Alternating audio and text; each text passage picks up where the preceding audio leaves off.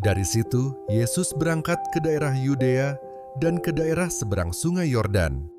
Dan di situ pun orang banyak datang mengerumuni dia.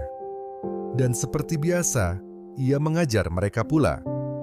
Maka datanglah orang-orang Farisi, dan untuk mencobai Yesus, mereka bertanya kepadanya, apakah seorang suami diperbolehkan menceraikan istrinya? Tetapi jawabnya kepada mereka, apa perintah Musa kepada kamu? Jawab mereka, Musa memberi izin untuk menceraikannya dengan membuat surat cerai. Lalu kata Yesus kepada mereka, justru karena ketegaran hatimulah, maka Musa menuliskan perintah ini untuk kamu. Sebab pada awal dunia, Allah menjadikan mereka laki-laki dan perempuan. Sebab itu, laki-laki akan meninggalkan ayahnya dan ibunya dan bersatu dengan istrinya, sehingga keduanya itu menjadi satu daging. Demikianlah mereka bukan lagi dua, melainkan satu. Karena itu, apa yang telah dipersatukan Allah tidak boleh diceraikan manusia.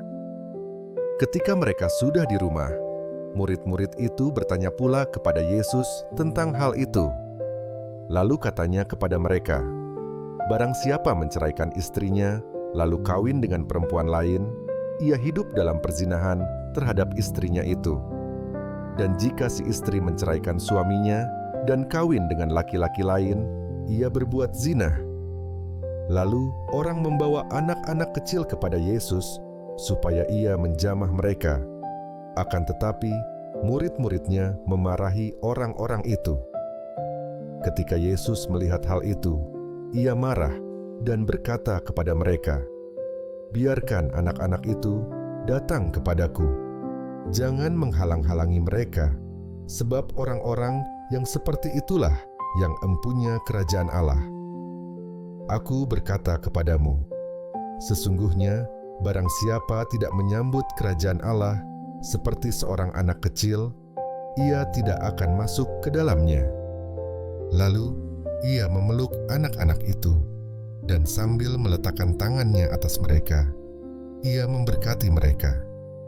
Pada waktu Yesus berangkat untuk meneruskan perjalanannya, datanglah seorang berlari-lari mendapatkan dia, dan sambil bertelut di hadapannya ia bertanya, Guru yang baik, apa yang harus kuperbuat untuk memperoleh hidup yang kekal?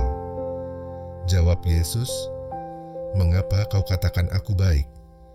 Tak seorang pun yang baik selain daripada Allah saja. Engkau tentu mengetahui segala perintah Allah. Jangan membunuh, jangan berzina, jangan mencuri, jangan mengucapkan saksi dusta, jangan mengurangi hak orang, hormatilah ayahmu dan ibumu. Lalu kata orang itu kepadanya, Guru, semuanya itu telah kuturuti sejak masa mudaku. Tetapi Yesus memandang dia dan menaruh kasih kepadanya, lalu berkata kepadanya, hanya satu lagi kekuranganmu. Pergilah, jualah apa yang kau miliki, dan berikanlah itu kepada orang-orang miskin, maka engkau akan beroleh harta di sorga. Kemudian datanglah kemari, dan ikutlah aku.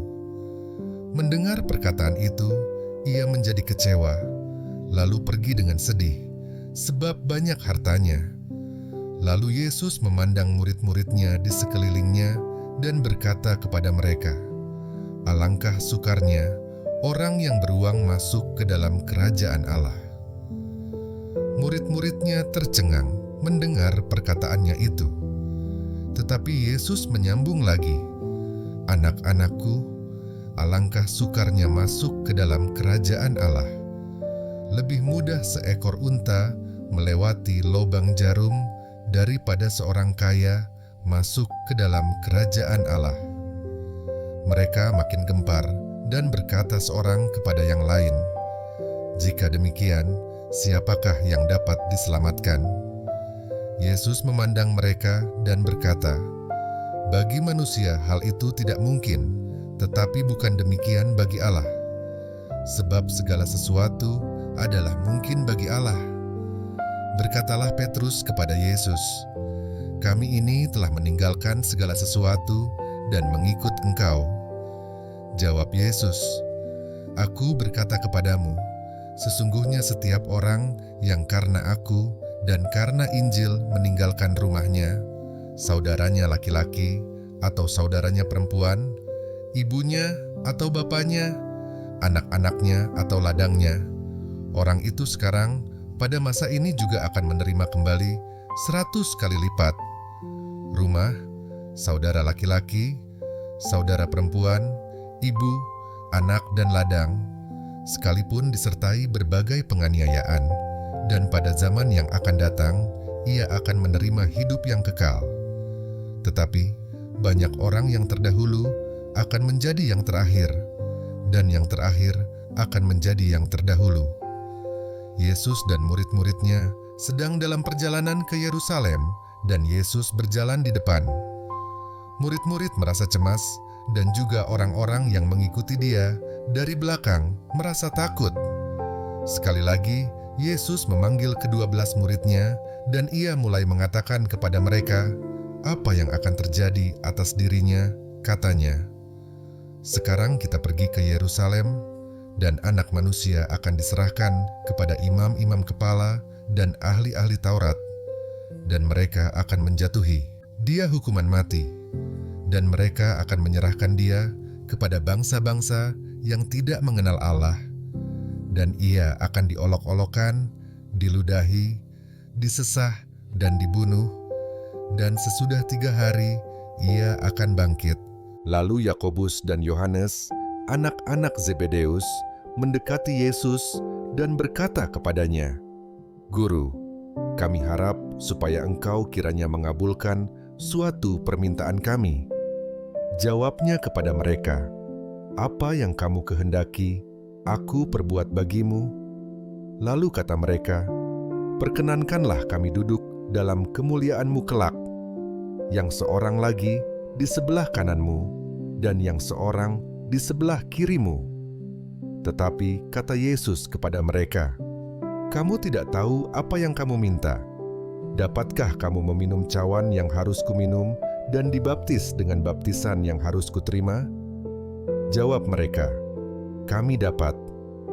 Yesus berkata kepada mereka, "Memang kamu akan meminum cawan yang harus kuminum dan akan dibaptis dengan baptisan yang harus kuterima. Tetapi hal duduk di sebelah kananku atau di sebelah kiriku, aku tidak berhak memberikannya. Itu akan diberikan kepada orang-orang bagi siapa itu telah disediakan." Mendengar itu, ke-10 murid yang lain menjadi marah kepada Yakobus dan Yohanes. Tetapi Yesus memanggil mereka, lalu berkata, "Kamu tahu bahwa mereka yang disebut pemerintah bangsa-bangsa memerintah rakyatnya dengan tangan besi, dan pembesar-pembesarnya menjalankan kuasanya dengan keras atas mereka. Tidaklah demikian di antara kamu. Barang siapa ingin menjadi besar di antara kamu, hendaklah ia menjadi pelayanmu, dan barang siapa ingin menjadi yang terkemuka di antara kamu, hendaklah ia menjadi hamba untuk semuanya.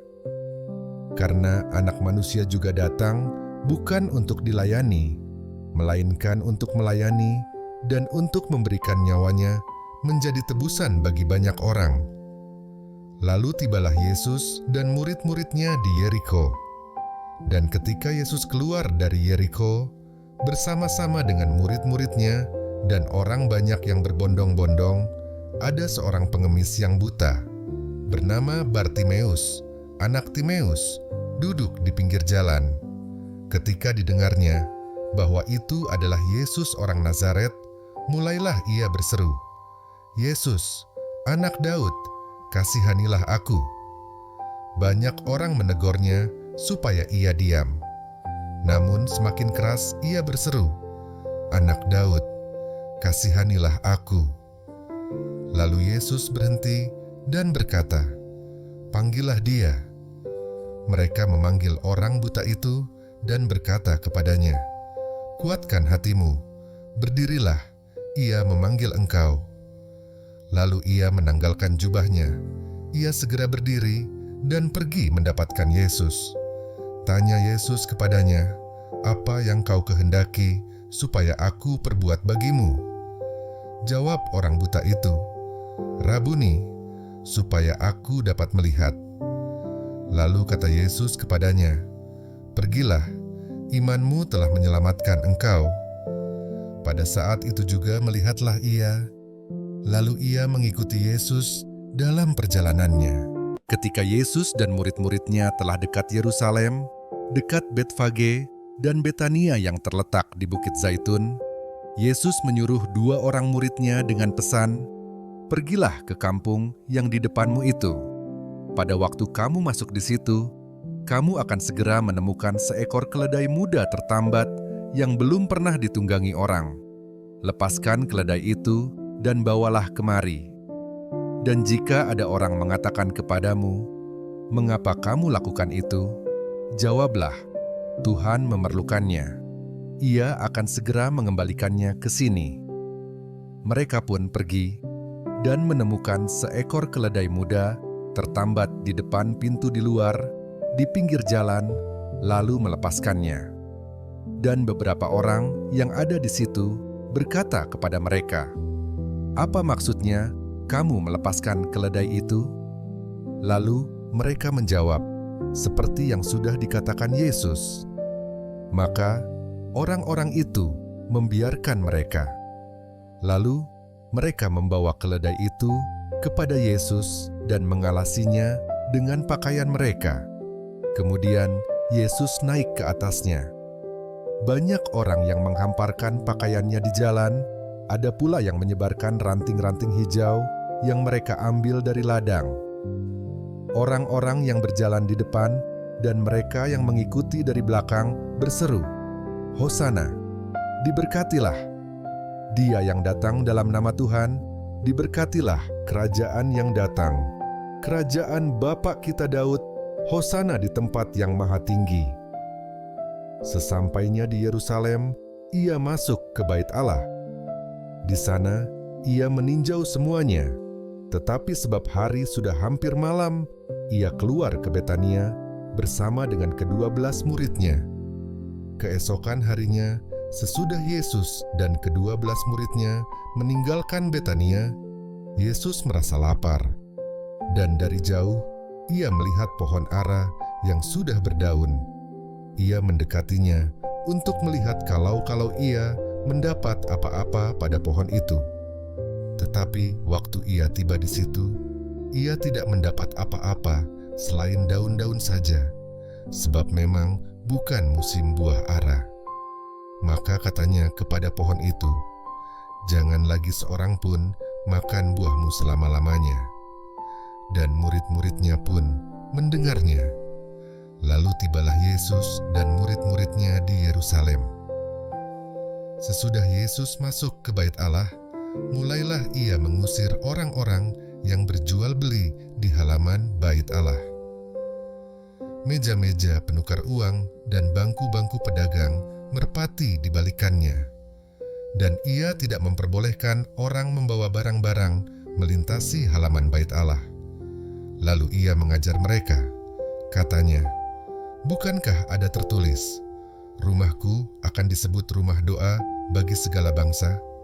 Tetapi kamu ini telah menjadikannya sarang penyamun." Imam-imam kepala dan ahli-ahli Taurat mendengar tentang peristiwa itu, dan mereka berusaha untuk membinasakan dia, sebab mereka takut kepadanya, melihat seluruh orang banyak takjub akan pengajarannya. Menjelang malam, mereka keluar lagi dari kota. Pagi-pagi, ketika Yesus dan murid-muridnya lewat, mereka melihat pohon ara tadi sudah kering sampai ke akar-akarnya. Maka teringatlah Petrus akan apa yang telah terjadi. Lalu ia berkata kepada Yesus, "Rabi, lihatlah, pohon ara yang kau kutuk itu sudah kering." Yesus menjawab mereka, "Percayalah kepada Allah. Aku berkata kepadamu, sesungguhnya barang siapa berkata kepada gunung ini, 'Beranjaklah dan tercampaklah ke dalam laut,' asal tidak bimbang hatinya, tetapi percaya bahwa apa yang dikatakannya itu akan terjadi, maka hal itu akan terjadi baginya. Karena itu, aku berkata kepadamu, apa saja yang kamu minta dan doakan, percayalah bahwa kamu telah menerimanya, maka hal itu akan diberikan kepadamu. Dan jika kamu berdiri untuk berdoa, ampunilah dahulu sekiranya ada barang sesuatu dalam hatimu terhadap seseorang, supaya juga Bapamu yang di sorga mengampuni kesalahan-kesalahanmu. Tetapi jika kamu tidak mengampuni, maka Bapamu yang di sorga juga tidak akan mengampuni kesalahan-kesalahanmu. Lalu Yesus dan murid-muridnya tiba pula di Yerusalem. Ketika Yesus berjalan di halaman Bait Allah, datanglah kepadanya imam-imam kepala, ahli-ahli Taurat dan tua-tua, dan bertanya kepadanya, "Dengan kuasa, manakah engkau melakukan hal-hal itu? Dan siapakah yang memberikan kuasa itu kepadamu, sehingga engkau melakukan hal-hal itu?" Jawab Yesus kepada mereka, "Aku akan mengajukan satu pertanyaan kepadamu. Berikanlah aku jawabnya, maka aku akan mengatakan kepadamu dengan kuasa manakah aku melakukan hal-hal itu. Baptisan Yohanes itu dari sorga atau dari manusia? Berikanlah aku jawabnya." Mereka memperbincangkannya di antara mereka dan berkata, "Jikalau kita katakan dari sorga, ia akan berkata, 'Kalau begitu, mengapakah kamu tidak percaya kepadanya?' Tetapi, masakan kita katakan dari manusia?" Sebab mereka takut kepada orang banyak, karena semua orang menganggap bahwa Yohanes betul-betul seorang nabi. Lalu mereka menjawab Yesus, "Kami tidak tahu." Maka kata Yesus kepada mereka, "Jika demikian, aku juga tidak mengatakan kepadamu dengan kuasa manakah aku melakukan hal-hal itu." Lalu Yesus mulai berbicara kepada mereka dalam perumpamaan. Adalah seorang membuka kebun anggur dan menanam pagar sekelilingnya. Ia menggali lubang tempat memeras anggur dan mendirikan menara jaga. Kemudian ia menyewakan kebun itu kepada penggarap-penggarap, lalu berangkat ke negeri lain. Dan ketika sudah tiba musimnya, ia menyuruh seorang hamba kepada penggarap-penggarap itu untuk menerima sebagian dari hasil kebun itu dari mereka. Tetapi mereka menangkap hamba itu dan memukulnya, lalu menyuruhnya pergi dengan tangan hampa. Kemudian ia menyuruh pula seorang hamba lain kepada mereka. Orang ini mereka pukul sampai luka kepalanya, dan sangat mereka permalukan. Lalu ia menyuruh seorang hamba lain lagi, dan orang ini mereka bunuh. Dan banyak lagi yang lain, ada yang mereka pukul, dan ada yang mereka bunuh. Sekarang tinggal hanya satu orang anaknya yang kekasih. Akhirnya ia menyuruh dia kepada mereka. Katanya, "Anakku akan mereka segani." Tetapi penggarap-penggarap itu berkata seorang kepada yang lain, "Ia adalah ahli waris. Mari kita bunuh dia, maka warisan ini menjadi milik kita." Mereka menangkapnya dan membunuhnya, lalu melemparkannya keluar kebun anggur itu. Sekarang, apa yang akan dilakukan oleh tuan kebun anggur itu? Ia akan datang dan membinasakan penggarap-penggarap itu, lalu mempercayakan kebun anggur itu kepada orang-orang lain. Tidak pernahkah kamu membaca nas ini? Batu yang dibuang oleh tukang-tukang bangunan telah menjadi batu penjuru. Hal itu terjadi dari pihak Tuhan, suatu perbuatan ajaib di mata kita. Lalu mereka berusaha untuk menangkap Yesus, karena mereka tahu bahwa merekalah yang dimaksudkannya dengan perumpamaan itu. Tetapi mereka takut kepada orang banyak, jadi mereka pergi dan membiarkan dia. Kemudian disuruh beberapa orang Farisi dan Herodian kepada Yesus untuk menjerat dia dengan suatu pertanyaan. Orang-orang itu datang dan berkata kepadanya, "Guru, kami tahu engkau adalah seorang yang jujur, dan engkau tidak takut kepada siapapun juga, sebab engkau tidak mencari muka, melainkan dengan jujur mengajar jalan Allah dengan segala kejujuran. Apakah diperbolehkan membayar pajak kepada kaisar atau tidak? Haruskah kami bayar atau tidak?"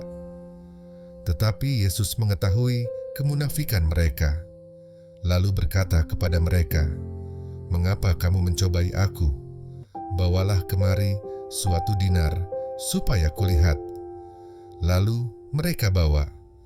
Maka ia bertanya kepada mereka, "Gambar dan tulisan siapakah ini?" Jawab mereka, "Gambar dan tulisan Kaisar." Lalu kata Yesus kepada mereka, "Berikanlah kepada Kaisar apa yang wajib kamu berikan kepada Kaisar, dan kepada Allah apa yang wajib kamu berikan kepada Allah." Mereka sangat heran mendengar dia. Datanglah kepada Yesus beberapa orang Saduki yang berpendapat bahwa tidak ada kebangkitan. Mereka bertanya kepadanya, "Guru, Musa menuliskan perintah ini untuk kita. Jika seorang yang mempunyai saudara laki-laki mati dengan meninggalkan seorang istri, tetapi tidak meninggalkan anak, saudaranya harus kawin dengan istrinya itu dan membangkitkan keturunan bagi saudaranya itu. Adalah 7 orang bersaudara. Yang pertama, kawin dengan seorang perempuan dan mati dengan tidak meninggalkan keturunan. Lalu yang kedua juga mengawini dia dan mati dengan tidak meninggalkan keturunan. Demikian juga dengan yang ketiga, dan begitulah seterusnya. Ketujuhnya tidak meninggalkan keturunan. Dan akhirnya, sesudah mereka semua, perempuan itu pun mati. Pada hari kebangkitan, bila mana mereka bangkit, siapakah yang menjadi suami perempuan itu? Sebab ketujuhnya telah beristrikan dia." Jawab Yesus kepada mereka, "Kamu sesat, justru karena kamu tidak mengerti kitab suci maupun kuasa Allah. Sebab apabila orang bangkit dari antara orang mati, orang tidak kawin dan tidak dikawinkan, melainkan hidup seperti malaikat di sorga. Dan juga tentang bangkitnya orang-orang mati, tidakkah kamu baca dalam kitab Musa, dalam ceritera tentang semak duri, bagaimana bunyi firman Allah kepadanya? Akulah Allah Abraham, Allah Ishak, dan Allah Yakub. Ia bukanlah Allah orang mati, melainkan Allah orang hidup. Kamu benar-benar sesat." Lalu seorang ahli Taurat yang mendengar Yesus dan orang-orang Saduki bersoal jawab dan tahu bahwa Yesus memberi jawab yang tepat kepada orang-orang itu, datang kepadanya dan bertanya, "Hukum manakah yang paling utama?" Jawab Yesus, "Hukum yang terutama ialah, dengarlah, hai orang Israel, Tuhan Allah kita, Tuhan itu Esa. Kasihilah Tuhan Allahmu dengan segenap hatimu dan dengan segenap jiwamu dan dengan segenap akal budimu dan dengan segenap kekuatanmu. Dan hukum yang kedua ialah, kasihilah sesamamu manusia seperti dirimu sendiri. Tidak ada hukum lain yang lebih utama daripada kedua hukum ini." Lalu kata ahli Taurat itu kepada Yesus, "Tepat sekali, Guru. Benar katamu itu, bahwa Dia Esa, dan bahwa tidak ada yang lain kecuali Dia. Memang mengasihi Dia dengan segenap hati, dan dengan segenap pengertian, dan dengan segenap kekuatan, dan juga mengasihi sesama manusia seperti diri sendiri adalah jauh lebih utama daripada semua korban bakaran dan korban sembelihan." Yesus melihat bagaimana bijaksananya jawab orang itu. Dan ia berkata kepadanya, "Engkau tidak jauh dari kerajaan Allah." Dan seorang pun tidak berani lagi menanyakan sesuatu kepada Yesus. Pada suatu kali, ketika Yesus mengajar di Bait Allah, ia berkata, "Bagaimana ahli-ahli Taurat dapat mengatakan bahwa Mesias adalah anak Daud?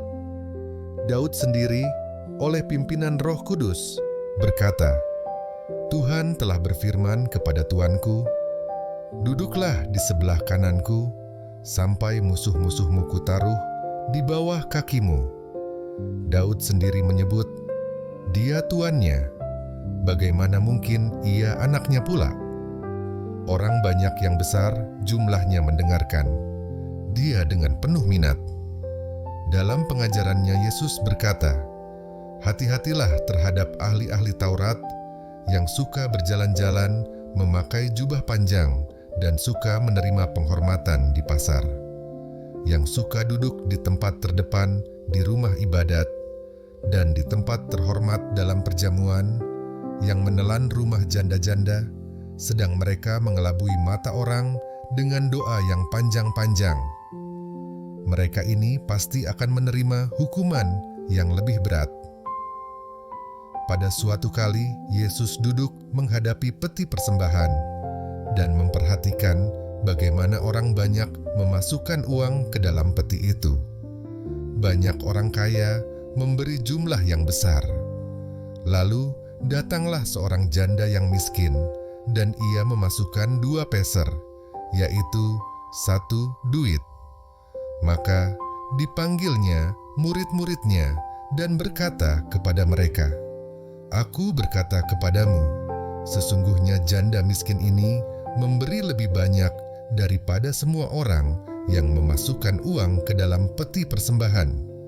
Sebab mereka semua memberi dari kelimpahannya, tetapi janda ini memberi dari kekurangannya, semua yang ada padanya, yaitu seluruh nafkahnya."